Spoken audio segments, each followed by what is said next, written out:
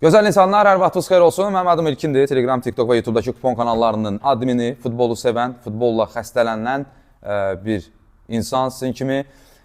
Bugün sizin üçün bir Çempionlar Liqasından bağlı öz fikirlərimi hazırlamışam və sonunda bir seçimə gedəcək. Bu seçimə kimsə qatılmaya bilər. Ən haqlı həmişə sizsiz. Fərqi yoxdur, seçim gəldi yoxsa yox.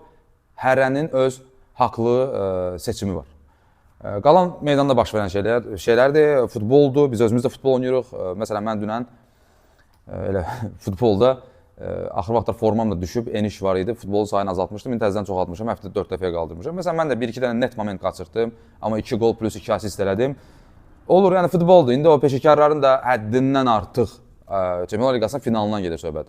Həddindən artıq aşırı o həyəcanı var, buna da bağlalamaq olar və s. və axır. Yadıma birdən-birə niyəsə, bunu özüm üçün əslində burada qeyd eləmişdim, bir məqamda deyəcəkdim, amma Lautaro Martinez'in Manchester City ilə İstanbuldakı finalda elədiyi səhv düşdü. Sonra bugün meydanda olmayan Inter'in qorxulu rüyası, Lukaku boş qapıya gedən Dimarco'nun zərbəsindən sonra boş qapıya gedən topun qabağına sipər oldu müdafiəçi kimi, niyəsə. O futboldur da, yəni olur, belə şeylər olur. Hamıya yenə bol şans, sürətli şəkildə başlamaq istəyirəm. Əvvəlcə heyət üzərindən qısaca gedəcək, çox qısa, sonra və s. və axır planlı şəkildə burada hazırlamışam. PSG-nin və Inter'in güclü tərəflərini qeyd etmək istəyirəm sizin üçün. Siz bilirsiniz, amma yenə də bunlar önəmlidir və bunlardan ilmə-ilmə hörüb nədənsə yapışmaq olar.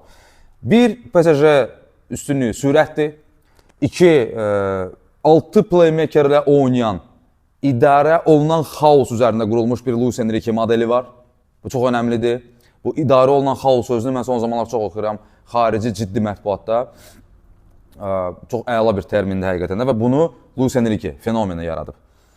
PSG ardıcıl olaraq, bu üçüncü üstünlüydür, ardıcıl olaraq 1, 2, 3, 4, zaman-zaman 5, 6 hətta biz bunu görürük. Bəzi oyunlarda rəqiblərdən asılı olaraq dalğalı hücum axını edə bilir. Razılaşın ki, Inter bu cür oynamır. Və Inter buna tab gətirə biləcəkmi? Hansısa dalğada artıq boğulma ehtimalım var. Həm cinahdan gedir söhbət bu arada, həm də dərinlikdən hücum qurmaqda. Həmin o Magic Midfielder üçlüyündən gedir söhbət.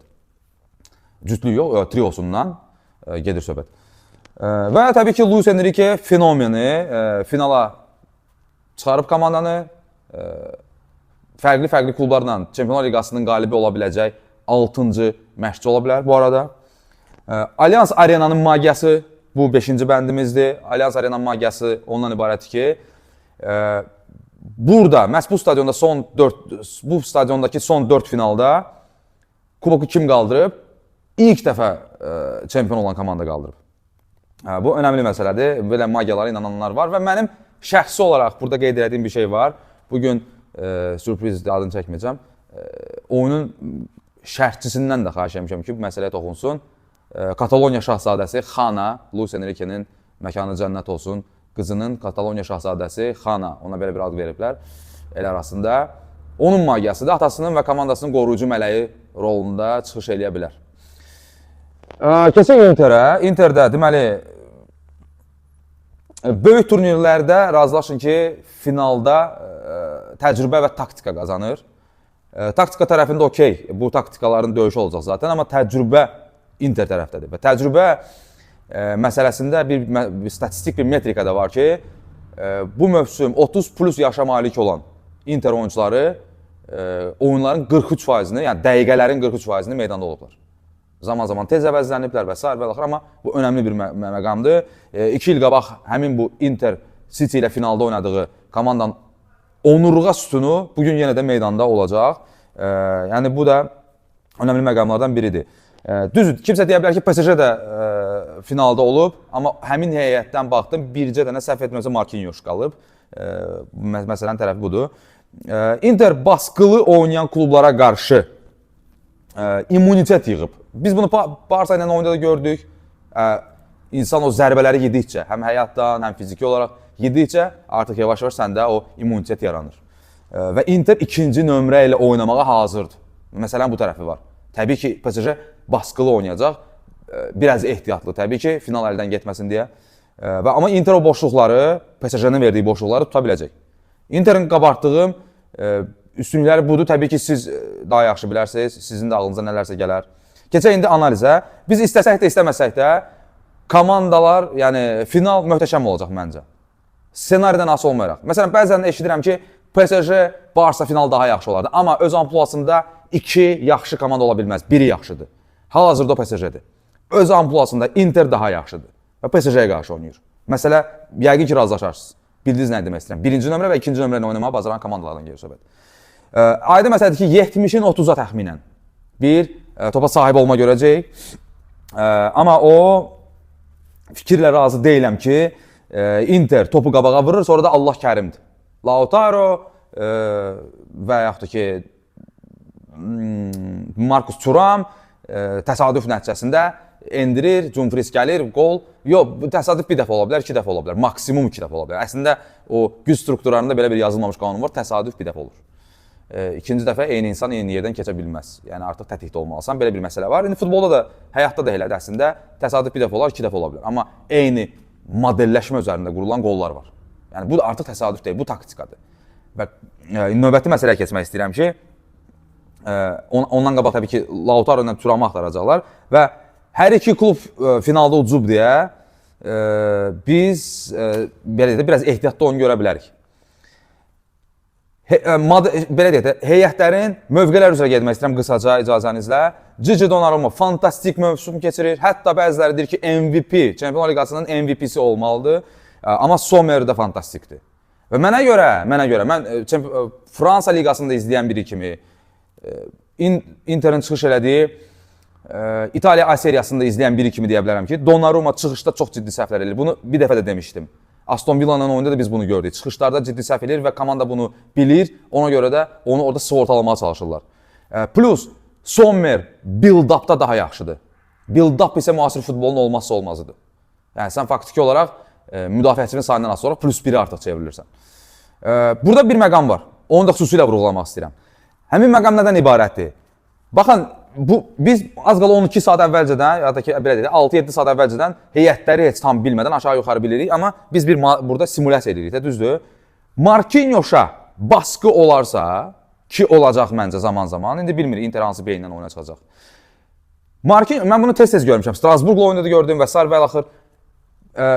Marquinhos ümumiyyətlə ayağı dəqiqdir və diagonal olaraq oynamağı sevir. Amma baskını çox öndə baskı görəndə ya Paçoya ya da ki Nuno Mendes-ə ötürmə eləyir. Bu iki oyuncu isə mərkəzə bəzən də diagonal pasları ötürməklə ciddi səhvlər eləyə bilirlər. Interin isə güclü tərəfi aradır. Bax, o önə çıxsa o xət, bu çox baha başa gələ bilər bu səhvlərdən. Yəni bunu nəyə görə deyirəm? Inter müdafiədə daha səliqəli oynayır. Təcrübə təbii ki, burada dövrəyə girir.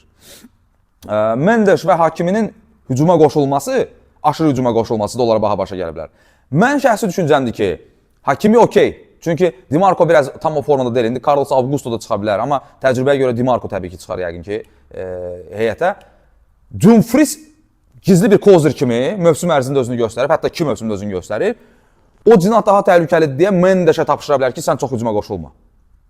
Bax, bu önəmli məqamlardan biridir. Qoşulsa yoxsa Interin ən güclü mövqələrindən biri Dumfries, yəni oyunculardan biri Dumfries, ən təhlükəli oyunculardan biri Dumfriesdir. Bu baha başa gələ bilər. Mərkəzi bayaq qısaca olaraq dedi, heç demək əslində heç nə yoxdur. Yəni burada sadəcə nə demək istəyirəm? Fizika taktikaya qarşıdır. Hətta bunu belə bir şey demək olar.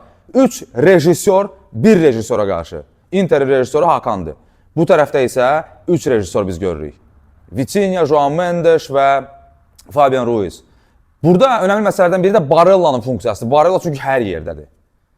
İnşallah ki, Barella da bu finaldan sonra başına bir, yəni hər yerdədir, amma saç əkdirməyə gedib çıxa bilməyib. İnşallah Hakandan endirim alıb Türkiyədə saç əkdirər özünə. Carlos Augusto kimi.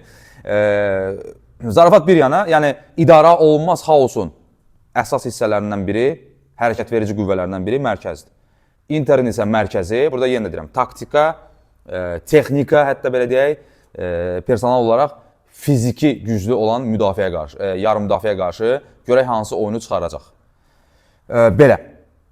Hücumda isə Lautaro başda olmaqla hamı meydanda olacaq. Lautaro ilə bağlı söhbətlər vardı. Hətta bugün gördüm Seleção açıqlayıb ki, Argentina millisinin heyətinə də yazılıb, adı oradadır, sağalıb. Simon Inzaghi onu qoruyurdu. Luis Enrique'nin idarə olunmaz xaosu haqqında artıq məncə 3-cü yoxsa 4-cü dəfə danışıram. Burada əsas oyunun kilit nöqtəsi məncə buradadır. O xaosu yarada biləcəklərmi? Qocaları yora biləcəklərmi? Fiziki güclü olan daydalara qarşı cavan, üzr istəyirəm bu ifadəmə görə, paçanlar, amma inanılmaz istedadlı, məhəllə futbolu oynayan, buna görə də hamıya klubu sevdirən, o idarə olunmaz xaosu yaradan qardaşlar görək bugün nə edəcəklər. Personal olaraq burada kilit nöqtəsinin əsas hissəsini vurğulamaq istəyirəm. PSG say üstünlüyü yaratmağa çalışır. Taktika bunun üzərində qurulub. O say üstünlüyü yaradanda PSG artıq nələrsə eləyəcək. İndi o seçimimizə keçəndə mən sizə onu vurğulamaq istəyəcəm. Səhv etməyi tətikləyəcək burada. Və Inter məcburən artıq məncə azı bir səhv eləyəcək. Və məncə o səhvlərdən birini biz ilk hissədə görəcəyik. Artıq nəyi demək istədiyimi başa düşürsünüz. Inter isə əks hücuma qaçmağa çalışacaq. Metrika olaraq maraqlıdır ki, Inter Çempionlar Liqasında 14 oyunundan 11-də ilk olaraq qolu vurub. Amma kimlərə vurub?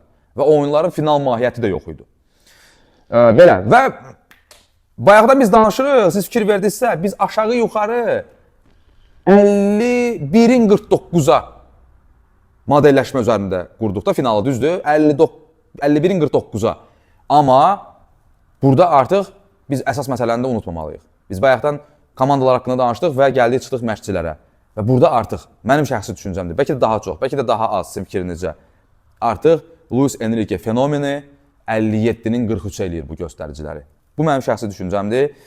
İki titanın döyüşündə detallara fikir vermək önəmlidir. Detallar tərəfindən PSG daha üstündür. PSG hər hansı bir hissəni qazanar dostlar. 1.50 bir əmsaldır. 1.50, 1.51, 1.52 belə dəyişir. PSG məncə ilk hissədə qol vuracaq. Vurmalıdır. Inter təbii ki bunun qarşısını kəsmək üçün hər şey eləyəcək. Baxmayaraq ki metrika deyir ki Inter time'da vurma ehtimalı çox yüksəkdir. İlk qolu vurmaq ehtimalı çox yüksəkdir. PSG time'da vurar. PSG hər hansısa bir hissəni qazanar və Allianz Arena'nın magiyasını nəzərə alıb PSG kuboku başı üzərində qaldırar. Bu mənim istəyimdir futbol sevər bir şəxs olaraq. Bu mənim istəyimdir. Bu komanda layiqdir. Inter də layiqdir. Sözsüz. Amma PSG bizə bizim uşaqlıqdan, burnu fırtıqlı vaxtlarımızdan oynadığımız futbolu xatırladır bizə. Oyuna baxırsan sanki taktika yoxdur, amma taktikanın elə əsas taktika da odur. O təkrar o söz demək istəmirəm, söz birləşməsini, xaos və idarə olunmaz sözlərini. Amma məncə bu PSG layiqdir. İnşallah ki qazanar və mələk qismində meydana enən Xanada o atası ilə o kuboku qaldırar. Bir qız atası olaraq həm də mən bunu istəyirəm. Təbii ki burada Acerbi faktoru da var. Acerbi də sağalmaz xəstəliyinə qalib gəlib. Necə bir döyüşçü, gladiator ruhunda olan bir insan olduğunu göstərib. Amma bilməm, bu PSG-ni mən həddindən artıq sevdim. Barsa fanatı olsam da PSG layiqdir. İnşallah ki də qazanar. Uğurlar dostlar, Allah'a əmanət olun, nə yaxşı ki varsınız.